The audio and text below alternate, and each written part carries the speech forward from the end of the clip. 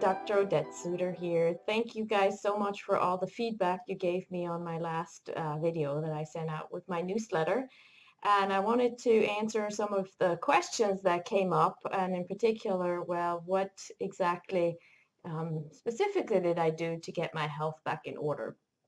So today I would like to start with the beginning because that's always the place that we need to examine, because the thing is that disease doesn't just show up out of the blue. There's always a building that's happening, and then all of a sudden the symptoms start to show up. So it's a bit like pouring a cup of coffee, and then there's this little final drop that just makes it pour over. So that's basically what disease, how disease really happens. It's just a building of things until the cup overflows and the body cannot compensate for it anymore. So what were the drops that were put into my cup of coffee, so to speak, that created my chronic fatigue issues and my other health issues that I developed over the years? So there are different things, different factors that affect the health of the body. One is, of course, genetics. What did we get from our parents? And it's not just genetics, it's also epigenetics, which basically is how the environment is affecting the genes. So, for example, if my mother's genes were affected in a particular way by the environment, then that is being transmitted to me as well. So when we look at that part of my journey, my mother had some trauma in her childhood. Her dad died earlier, pretty early in her life, and she also grew up in a city, so there probably was a little bit more pollution going on. And from what I know, from the way I've experienced her, she never seemed to have a lot of energy. So when I was born, she also didn't have any milk, so I wasn't breastfed. So basically that was the compounding thing of me getting the genetic material from her, and then also not getting breastfed as the best start in life. And on my dad's side, he was always healthy. He's very strong. He's still, going up to climb the Himalayas, and he's 79 years old now. But basically, my other ancestors were all pretty healthy. But I must have inherited more from my mom because I started to get sick relatively early on in my life, in my 20s. And my mom also died when she was 49 of breast cancer. So there was definitely not the strongest constitution that I was getting from my mom. So that was more of the genetic, epigenetic, constitutional aspect of my life. Then the other aspect that obviously influences health is diet. And diet-wise, I grew up in Switzerland, as some of you know, and I also grew up in the last century.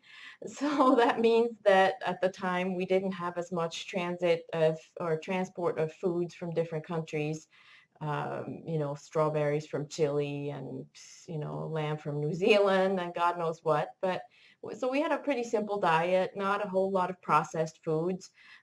We had our own garden, etc. So I got a pretty good diet. But then later on, when I went through vet school, I decided it would be much better for me to go vegetarian because, well, I didn't want to eat anything with a face. And I did that for about 10 years and definitely did not do well with that because I didn't get enough protein. My diet was still, I was eating healthy things, but it wasn't balanced. So that probably contributed greatly to my chronic fatigue issues as well. So that's diet. And then exercise-wise, that's obviously a big important part in life.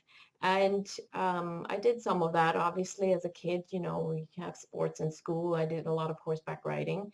But I remember I was never really that athletic. I was a bit more of a couch potato, hanging out, reading a book. Um, so I guess to me, exercise was not that important when I was growing up. But nowadays, I do know how important it is, not just for myself, obviously for everybody, and also for our animals. And exercise was probably one of the biggest, mistakes I made with by not doing it.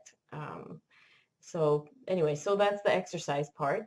And then we also have the emotional aspect of life that plays a huge role on our system, on our bodies, because it affects every cell of our body through cortisol and stress hormone release, etc. So when I was about 2 years old, I was put into a children's home for a couple of weeks when my parents went on vacation. And I just remember faintly that that was a very traumatic experience. And then obviously later on, my mom passed away. I went through vet school, which was very stressful with all the exams and everything.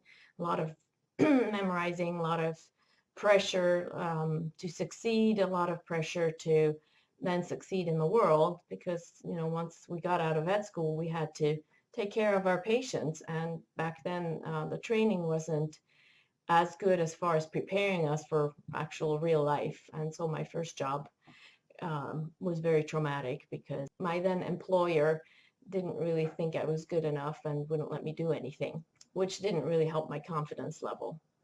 So after that, then I worked for a few years, and then I came to the United States. I left everything behind, everything I knew, and went to a country where I didn't know anybody. I didn't speak the language very well, and everything was just different. So as you can see, there was a lot of traumatic events that, some were good, some were not as good, that were influencing my life. And that really all led to that chronic fatigue where I would get more and more tired until I really couldn't get off the couch anymore.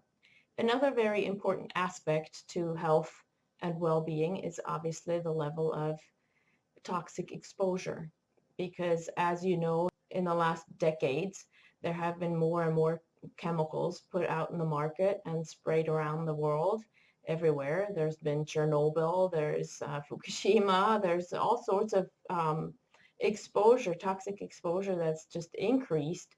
In addition, I also had a bunch of amalgam in my mouth from filling cavities, as well as a root canal that was done on one of my teeth. And only later on, I understood that those things were really affecting my body greatly. So you can see there were several factors that were affecting my health and the functioning of my cells, because disease is a malfunctioning of cells. And once enough cells malfunction, that's when we start to see the symptoms. So if you look at your animal's health, how did they get where they are now? What had to happen for them to get sick? Or what has to happen for them to stay healthy or become healthy again? Over the next few weeks, I'm going to share more videos with you to demonstrate how I was able to turn my health around and how much I learned through that process that has benefited my animal patients. Really getting sick myself and having to go through all of this has been the biggest learning experience in my life and has made me the veterinarian that I am today, able to help your animals with the chronic diseases that traditional medicine often has nothing for. Because if you have chronic fatigue, usually you're just being labeled as having some psychological issues, right? But that's not the truth. Anytime the body is not functioning the way it should, if your animal is not behaving the way it should, there is something not right in the body, and we can work with that. If you're curious right now and want to help your animal right away, I encourage you to get my book, What Your Vet Never Told You, Secrets to Longevity for Your Animals. So stay tuned.